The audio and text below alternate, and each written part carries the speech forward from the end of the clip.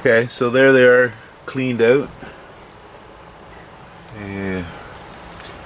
Clean enough. I've never heard a plant complain about a little bit of dirt in their water. So, works good. You can see the pipe I got joining the two together down there. So the barrels won't overflow, they'll equalize each other. Okay, I'll start filling and start making the nutrients up while it's filling. Okay, you can see at the point now that the water is high enough in that other barrel to start to come in here.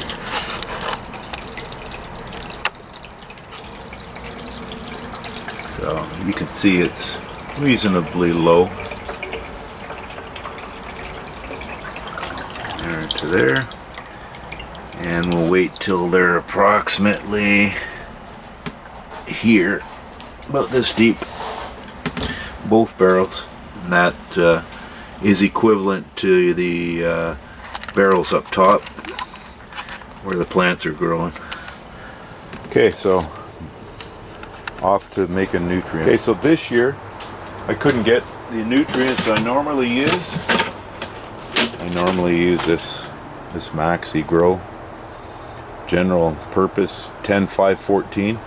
Works great in my rock flood fill and in the NFT. Works great. Gotta add a little calcium to it, especially with lettuce when they first start. Other than that, it's just straightforward. Now, this year I was able to get the Master Blend, their tomato formula, 4-18-38. Now I have to add Epsom salts, which I just buy whatever's on sale. Epsom salts and calcium. So I buy this online, CalMag liquid. It's easier than crushing a calcium pill you buy at the drugstore and mixing it in. But you can do that. I did that to start, and then I found this stuff. So mix it according to the bag per gallon. I have, with the tomato formula Master Blend, you mix the formulated Master Blend and the Epsom salts together first, get them completely dissolved, then add the calcium. Otherwise you'll get this thing that's called nutritional blockout, where the plants just won't absorb anything.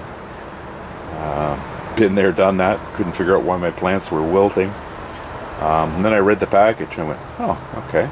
But with the Maxi Grow, everything's in there, I guess. Like I say, I had that little bit of calcium for the lettuce, and a very simple formula to use, almost foolproof. I think the only way you can bugger it up is by putting too much in, or you can't even say too little, because the plants will grow to what nutrition they have. So by putting too much in, but the instructions are very simple. So much per liter. Carry on. So now I'll take my nutrients, cobwebs, and pour them into the barrel. Let them mix fully in the barrel. Then when the barrels are full, I'll add the calcium. Then I'm guaranteed that this is fully dissolved and the calcium will be mixed in, and I won't get the nutrition lockout. Okay, I'll do that now. Here, I might as well just pull it up, dump it in. I'll take you over, just over here. All you gotta do is, I pour half into this one, do the swirl, the other half in there. Give the pail a bit of a rinse. Swirl, dump it in. And by the time those barrels are full, the calcium will go in, and we'll be good. So when the barrels are full, I'll switch back on. My fan just clicked in because it's getting a little hot in here. I bought this little automatic heat sensor, cold sensor. Bought it at Princess Auto. So turns that fan on and off. Works great. It's like 5 years old now. And out here in all the elements, and it just keeps working. Okay, so it's high enough now that I put the calcium in. I just put 3 caps in like so. Put 2 in this back one, 1 in the front one.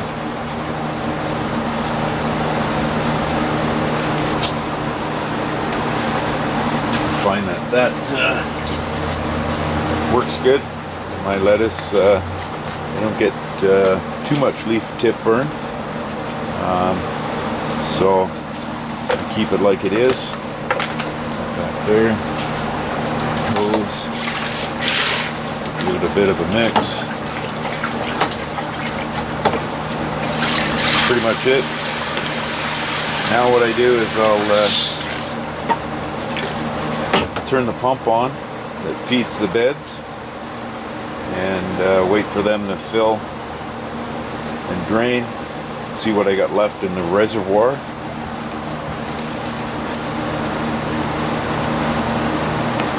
There we go.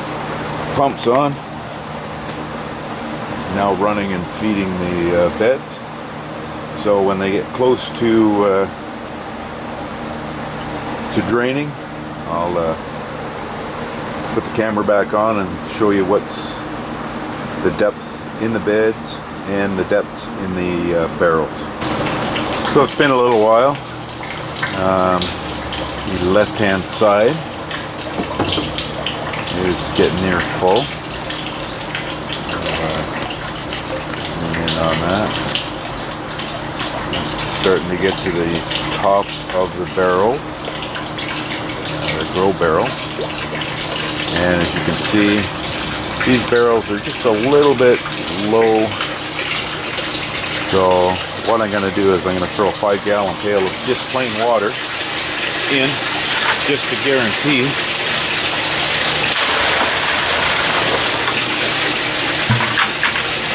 that the right hand side has enough to fill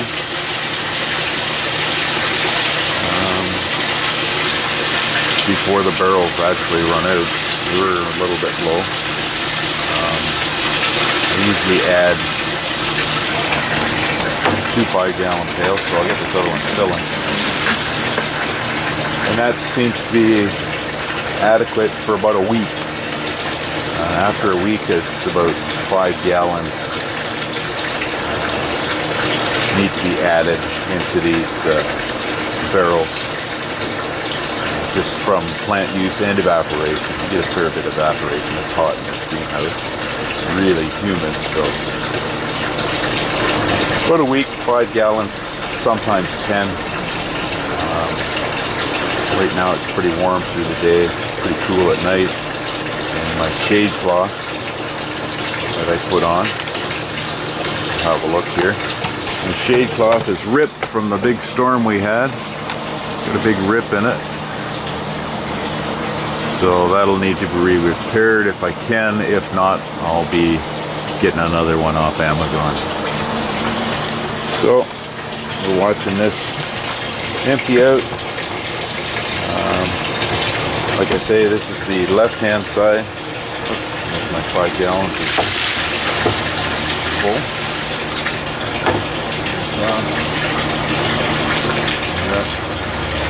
Take my other 5 gallons of water.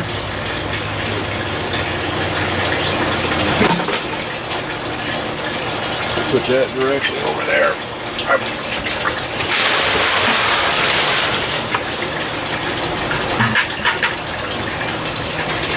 Okay, usually on first fill up, after I've drained and changed the water out, The left-hand side uses approximately 15 gallons less than the right-hand side, just because I have this one area under here where it's not rocks. It's quite deep with water there. The camera's picking that up. More of a floating raft area. It was an experiment I did, it was last year, the year before, and it worked, so I've left it. So it's like 15 gallons more water. So it takes approximately 15 minutes longer. So should be going off any time now. Now the left-hand side's done. It's drained. It won't take as long to fill this time because there's always approximately 3 inches of water in the bottom of these grow beds all the time. So you can see the right-hand side is starting to drip there. I put a few holes in that pipe, this pipe here, on the underside, right through over there. Put a piece of wire here because it was running along the lip, dripping out there. So this wire wrapped around here, it works like a drip lip, stops it from going any further, drips it down on in. Plus I think the wire feeds it a little iron in the water too. So anyways, those holes, once it starts fully in its draining, water comes out there quite good, and it's another way of putting a little bit of oxygen into your water. You always want to have oxygen in your water. I have the 2 Venturi pipes. They work quite well. Plus keeping the stems from the drain this high above the water helps out quite a bit. And like I say, like you can see the hole there in the pipe going down in there, putting lots of air into the water. The smaller the bubble, the better you can get. So there are microscopic bubbles getting made there along with those larger ones. So, like I say, it seems to work pretty good. Start to come over there. Not only does the right hand side take longer to fill, it takes longer to drain also. Now I'm looking at, just to go from there to here, I'm looking at the carpet, and I've got the carpet sitting too high. It's not in the water. So what I'll have to do is take these big stones out. And there, it's just, I don't know if I can, just in the water, the bottom of the, this little tray. There we go. Bottom of that tray is just in the water, and the right hand side is now fully flowing.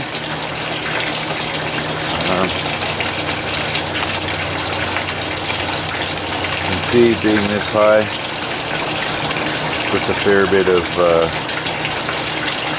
oxygen into the water.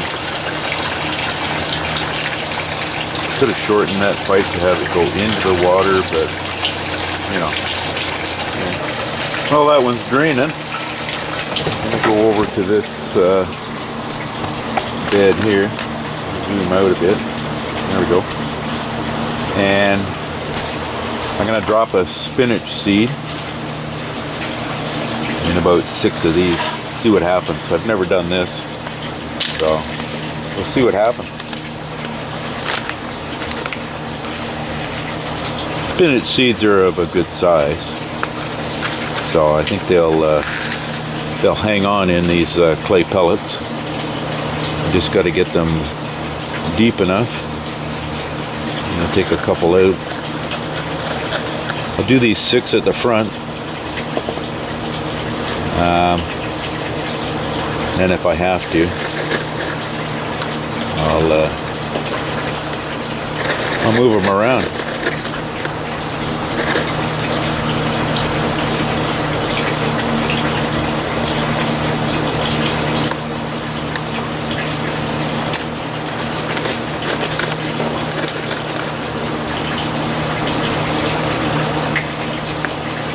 That one got 2 seeds.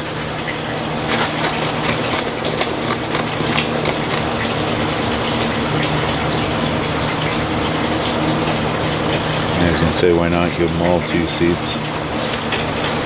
Seeds are just gonna be wasted. So spinach is a cool weather crop, so I think I should be okay. Once they start growing, I'll space them so that they got a little more room. Or if they do start to grow, maybe I'll just plant more. Let them hold each other up. But spinach in the ground right now just seems to bolt. There.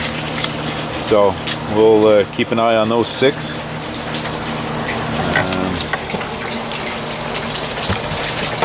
Should be getting close to being finished over here. Okay, and you can see how much longer that the right hand side takes to drain, and how it takes that much longer to fill also. So when I'm out here, and I put the spinach in a couple of those containers. So what I thought I would do is I have some Butter Crunch lettuce seed left over. I'm going to throw a little bit in just to put it in 2 of these pots. As you can see, they're just little wee things, so it's going to be 2 in each pot if I can get them there. Okay. There's one going in that one. There's the other one going in. Hopefully they go down deep enough. Here's the other 2. Any luck at all, they'll get wet and grow a lettuce. Okay, so everything's done. Water's changed. New nutrients put in. Plants are all stripped out of this top bed. And there you go. You can see the left-hand side is ready to go again. So it's almost twice as fast as the right hand side, just because of that one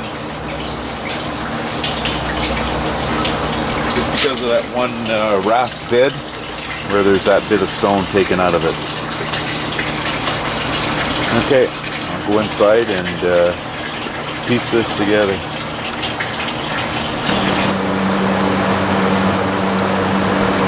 Okay, up at the house garden,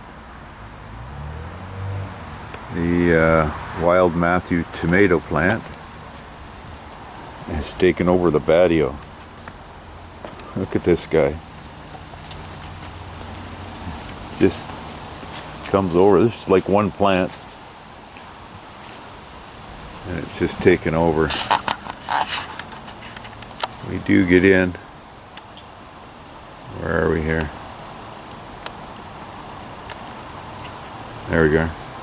We do get in and enjoy a few tomatoes, but I'm going to have to start clipping it back in order for all these to ripen before we get a frost.